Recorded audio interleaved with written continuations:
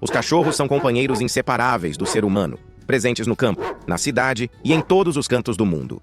Entre tantas raças incríveis, algumas se destacam por personalidade, história e características únicas que conquistam corações. Começando pelo Beagle, um cão cheio de energia e curiosidade. Ele é famoso pelo faro excepcional, uma herança dos tempos em que trabalhava como cão de caça. Com temperamento alegre, o Beagle adora explorar, farejar cada canto e transformar qualquer passeio em uma aventura. É extremamente sociável, convive bem com crianças e outros animais, e tem um latido característico que mistura charme e teimosia. Apesar da carinha de anjo, precisa de estímulos constantes para não ficar entediado. E quando está entediado, sempre inventa moda. Seguindo para o Golden Retriever, um dos cães mais amados do mundo. Ele é a definição de gentileza e lealdade. Com seu pelo dourado e olhar doce, o Golden foi originalmente criado para auxiliar em atividades de caça, mas hoje é famoso por sua inteligência emocional. É um cão que entende pessoas, percebe emoções, consola, protege e faz amizade com qualquer um.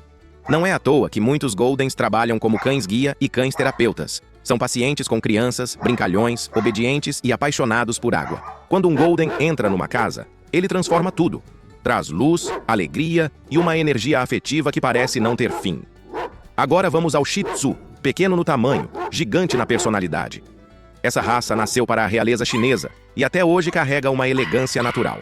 O Shih Tzu é carinhoso, tranquilo e adora estar perto da família. Tem um jeito doce e uma carinha sempre feliz. Apesar do porte pequeno, é corajoso e muito esperto, observando tudo ao redor com olhos atentos. Não precisa de longos exercícios, mas precisa de afeto constante.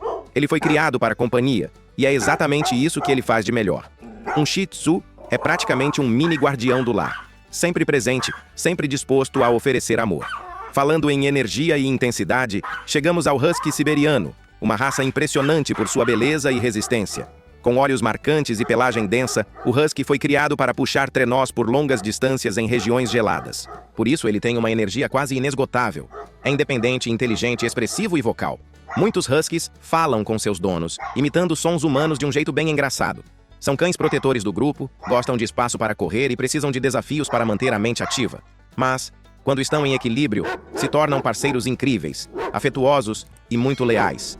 E por fim, o Pug, um dos cães mais carismáticos e engraçados que existem. Com o rosto amassadinho, olhos grandes e personalidade brincalhona, o Pug é um verdadeiro comediante natural. Adora ficar perto de humanos e segue seus donos pela casa como uma sombra.